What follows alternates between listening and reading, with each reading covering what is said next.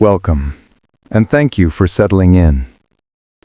Today, we will embark on a slow, meandering journey along the banks of the Nile, tracing the rhythms of life in ancient Egypt. Imagine yourself waking to the soft, golden light of dawn spilling across a village of mud-brick homes. The air is thick with the scent of the river, mingling with the warmth of the sun and the faint aroma of cooking grains. In this journey, we will explore what it was truly like to live in one of history's most enduring civilizations. We will look beyond the monumental pyramids, the awe-inspiring temples, and the hieroglyphs that still whisper across millennia. We will step gently into the everyday, the human, and the quietly fascinating aspects of life. The labor, the rituals, the simple pleasures, and the small struggles. Through 4 distinct segments, we will immerse ourselves in daily life, follow the paths of notable figures, unravel some lingering mysteries, and contrast the lives of commoners with those who walked among the elite. The rhythm will be steady, the narrative unhurried, and the focus softly illuminating the textures of the past. Allow yourself to drift along with the current of the Nile, letting history wash over you in a gentle, measured cadence.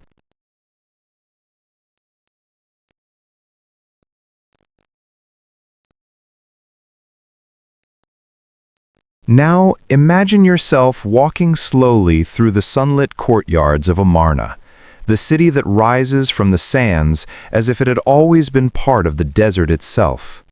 The air carries the warmth of the sun-baked mud and the faint scent of oils and incense from nearby temples. Here you are not a farmer, but a witness to the quiet ambition and curiosity of a pharaoh who sought to reshape the spiritual world around him. Akhenaten, once known as Amenhotep IV, is a figure of both fascination and calm intensity. From the moment he ascended to the throne, he sought to guide Egypt along a new path. Rather than adhering to the long-established pantheon of gods, he chose to focus worship on Aken, the sun disk, the giver of light and life. His vision was unique, a gentle insistence that the divine could be singular yet omnipresent, like the sun itself. Imagine him moving through the palace corridors with Nefertiti by his side, her presence both elegant and commanding. She is not merely a consort, but a partner in this unfolding experiment of devotion. Together they oversee rituals that differ from tradition, prayers offered in open courtyards where the sunlight falls evenly upon all who gather. Every morning, the rhythm of devotion begins anew, soft chants rising, hands lifted in quiet reverence. The challenges of their reign are subtle but persistent. Traditional priests, bound by centuries of ritual, view this singular worship with suspicion. Nobles accustomed to influence through the old temples adjust reluctantly, their quiet frustrations lingering like shadows along the palace walls. Yet Akhenaten and Nefertiti persist, moving with a serene determination, crafting art and architecture that reflect their vision, elongated forms, intimate family depictions, and temples open to the sky, where light itself seems to caress the stone. Life at court carries both the ordinary and the extraordinary. Nefertiti, with her graceful gestures and calm authority, guides the education of their children, overseeing the scribes and artisans who translate vision into marble, pigment, and gold. Akhenaten, while distant from the daily grind of common life, moves among his people in careful observation, measuring the impact of his reforms, adjusting ceremonies, and ensuring the daily rhythms of the city flow smoothly. Yet even in this seat of power, uncertainty quietly lingers. The winds of history are unpredictable. Beyond the palace, the Nile continues its timeless course, indifferent to human ambition. The city of Amarna, carefully planned and meticulously maintained, rests on the fragile hope that this new vision will endure. You can almost sense the quiet tension, a gentle reminder that even the grandest plans are subject to time and circumstance. During moments of rest, you might imagine the pharaoh and queen walking along the terrace as the sun lowers in the sky, casting long shadows over sandstone walls. The glow of evening softens the stark lines of power, revealing the tender interactions between ruler and family, between the ambitious and the ordinary. These subtle details, the glance, the gesture, the soft-spoken words, form the gentle pulse of daily life at the very heart of Egypt's experiment in devotion. And as the night descends upon Amarna, you can picture lamps being lit in the palace chambers, the faint flicker of flame illuminating delicate frescoes. The rhythm of life continues, calm yet purposeful, steady yet filled with quiet complexity. This is the story of rulers who sought to reshape the spiritual landscape, whose ambitions intertwined with the textures of daily life, and whose legacy endures in the whispers of stone and paint. Now, imagine yourself stepping quietly into the golden silence of a tomb, the air still and faintly cool, filled with the faint scent of aged wood and resin. You are not rushing, but moving slowly, your steps measured, as though each movement is part of a quiet meditation. This is the resting place of Tutankhamun, the boy king whose life was brief, yet whose legacy has captured the curiosity of countless generations. Tutankhamun ascended the throne at a young age, following the radical reforms of Akhenaten. The world around him was one of transition, a delicate balance of old traditions and new visions. And yet, his reign was short, ending at just 18 or 19 years of age. Scholars have long debated what led to his untimely death, and the mystery is as gentle as it is compelling, a puzzle suspended in time. Some suggest an illness, a quiet vulnerability that was part of the rhythm of life in ancient Egypt.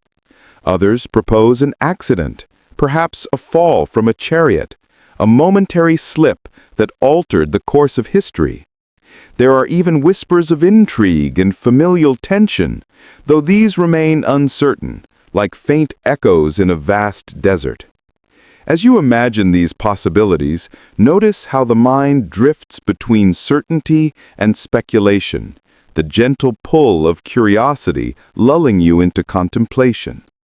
The tomb itself is a world frozen in careful arrangement. Golden masks, delicate jewelry, painted chests, and ritual objects are laid out with precision, each artifact a quiet note in a larger symphony of remembrance. You can picture the artisans at work, their hands steady and meticulous, shaping each piece not in haste, but with deliberate care, honoring both the boy king and the traditions that preceded him. As you move slowly through this imagined space, consider the significance of these objects. Each tells a story of reverence, of belief in the afterlife, of the desire to preserve identity and memory. Even the smallest amulet, the tiniest painted figure, carries with it the weight of centuries, a soft whisper of care and devotion. This is history at its most intimate. Not the battles or the politics, but the quiet attention given to ensuring that life, though fleeting, was honored and remembered. The mystery of Tutankhamun's death reminds us that life, even for those in positions of prominence, is fragile. Yet within that fragility lies fascination, a gentle intrigue that invites reflection. Imagine the scholars and archaeologists of later generations uncovering these treasures, piecing together clues with patience and care, each fragment a soft echo from the past. The tomb is silent, yet it speaks in subtle ways, of family, of devotion, of the rhythms of life and death in a civilization that has long since faded from sight, but not from memory. And as you let your mind wander through these quiet halls, consider the broader perspective, a civilization that endured for millennia, shaped by rivers, sun, and sand, by rulers and farmers alike. Tutankhamun's life, though brief though it was, becomes a gentle lens through which to contemplate the cycles of history, the impermanence of life, and the soft, persistent pulse of human endeavor across time. Now, imagine yourself slowly approaching the grand palace of a pharaoh, where the sunlight glimmers off limestone walls and the gentle rustle of palm trees sways in the warm breeze. Here, life takes on a different rhythm, one of measured luxury, careful ceremony, and subtle exertions of power. The sounds are softer, the spaces broader, the air carrying faint perfumes of lotus and myrrh. In the palace, servants move quietly through the corridors, carrying water in delicate jars or arranging offerings on stone altars. You can imagine the soft clatter of sandals on polished floors, the muted laughter of children playing in shaded courtyards, and the occasional low murmur of advisors speaking in hushed tones.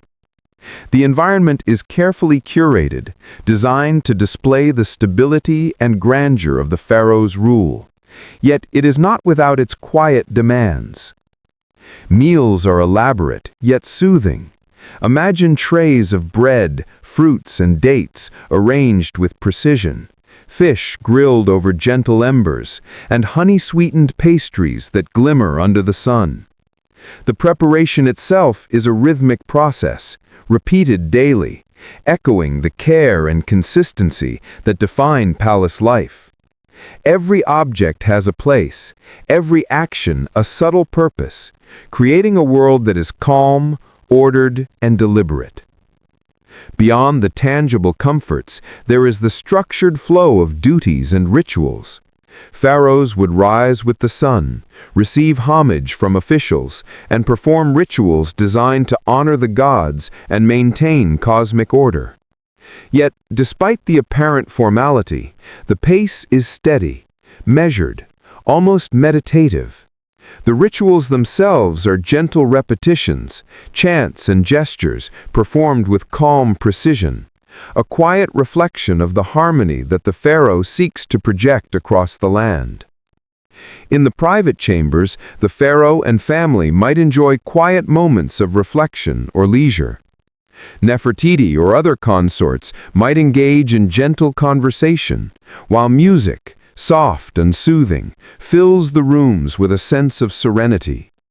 The walls are adorned with painted scenes of daily life, divine interactions and celebrations, each image a reminder of continuity, tradition, and the gentle flow of time.